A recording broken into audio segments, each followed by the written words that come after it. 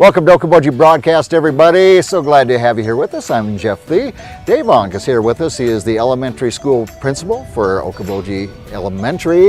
Yep. Dave, welcome. And like I was saying before, we were saying welcome back. Yeah, thanks. Here we are, right? Here we are, and it feels so good, doesn't it? It does. It really, really does. And I can't wait for a little over a week from now when school actually begins, because it's time to get those kids in the building, that's for sure. Yeah. We're pumped. Well, and Brian Downing and I were talking about, the offset of the euphoria of the excitement of having the kids back and being able to instill education in them, but tempered, of course, with we got to keep everybody safe. We can't get so excited we forget about the things that we've learned over the last 6 months. That's right. Yep, for sure.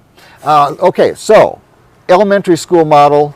Different than from the middle school and of course the high school. You've got a completely different age group you're working with, from kindergarten on.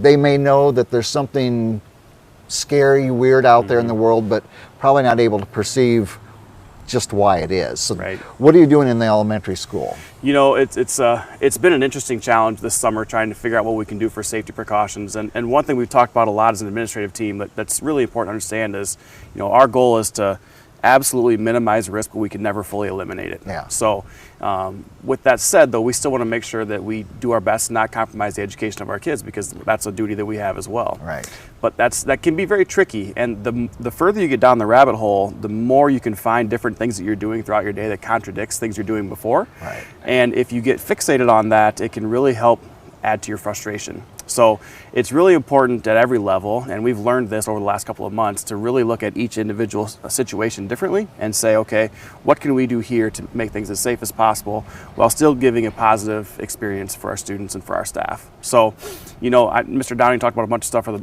the high school, and really a lot of those things that he talked about really transition well from 7th through 12th grade. And a lot of the things that I'll talk about here transition well from the preschool up to 6th grade. Right. And a big advantage that we have in those settings is our ability to cohort. Cohorting is huge. It really helps to limit the amount of interactions a student has throughout the day. It limits the exposure that they may have to a potential positive case or symptomatic person. And that's really the steps that we've taken, is trying to find ways to limit the amount of interactions that we can have.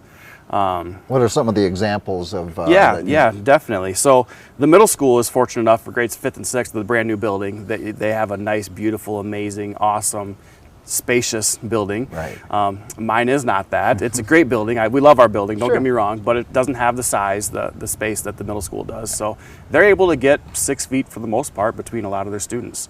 At the elementary setting, we're just not, because the classrooms are smaller, they're older, it's just the way it is. Right. So we're really trying to prioritize as much spacing as possible between students, but again, sticking with the cohort model. So, when you think about a typical classroom, we're really trying to set up in a very traditional way with students sitting in desks facing the front of the room, all in rows. We're trying to get at least 3 feet between every student, because we know 6 feet is best, but we also know 6 feet is not possible. Right. And there's enough research out there that has shown us that if you can't get 6, at least get 3, because it still shows positive results. Right. So we're really focusing on that.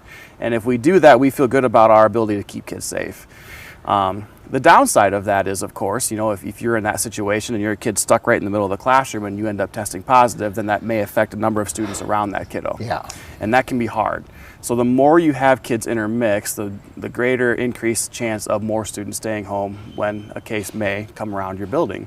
So what we're really trying to do, like I said, is have pretty strict seating charts. So teachers are making those, creating those randomly, and then the kids are seated in those spots. But we want to have, for the most part, most of the day function in that same way. So for example, when the students have music for the day, for example, they would get up from their desks, their line order would mirror their seating chart, as to make sure that there's not additional kids exposed to other children. It's not a mass exodus. Yep, nope, you don't just all get up and go to the front of the room and intermix again, because we want to keep things as consistent as possible. Right. And then they go down to the music room, and it's the same thing. So when they get into music, that seating chart mirrors the same as the classroom, because the guidelines are within 6 feet for 15 minutes. And if we can keep kids in the same order, same exposure throughout the day, that really can minimize the amount of students that would need to go home if and when we have a positive case in our building. So, and with that consistency and repetitiveness of it, they'll figure that out real quick. We should be able to know really quickly. Yep, we're going to have all the seating charts ready to roll in a binder, so if something does happen, we can open it up and take a look and say, yep, these are the kids that were around the student, and it should be, we're hoping, a pretty pretty easy-ish process as far as that goes. I mean, we all know that nothing's going to be easy, but at least we can try to be prepared as much as possible ahead And of that's time. it. It's a preparation that you're accounting for different scenarios, Right. and, so you don't have to throw your hands up, and you're set to go. Now, I think of recess for our little ones. How's that going to look? Recess is a little bit tricky. I said right away that we're doing our best to minimize risk while realizing we can never fully eliminate it. And research definitely shows that recess is critical for the education of our kids. So, we, instead of eliminating recess or trying to find ways to minimize that, we're embracing recess, and instead we're embracing different ways that we can teach kids how to play appropriately. Yeah. For example, playing a game of 3-on-3 or 5-on-5 basketball where you're in close proximity guarding each other might not be a great choice right now. Instead, we'll encourage the kids to play knockout. You can still play knockout. Yeah. Be in your line, spread them out a little bit, and if you're in close proximity for short spurts, it's not, again, we're not eliminating, we're just minimizing. That's a low risk thing. Yeah. We're okay with that because we think it's important for kids to be able to get outside, burn off that energy, come back in and still be ready to learn. So we're taking more precautions that way, where we're trying to just educate the kids on what would be appropriate versus inappropriate during recess for safety reasons as much as possible. Well, and I can think back to when I took my kids, my 3 daughters, to kindergarten that first day, and when there's no pandemic, you're still concerned about, I'm bringing my kid to school, and I think the fact that all the preparation you guys have done, all the research, the planning, certainly will help alleviate a lot of those fears that first-time parents bringing their children to school, that they're doing the best they can, and the face-to-face learning is best for my child. Yep. And there is definitely a lot of parents that are nervous when they bring their first child to school, and that's understandably so, totally.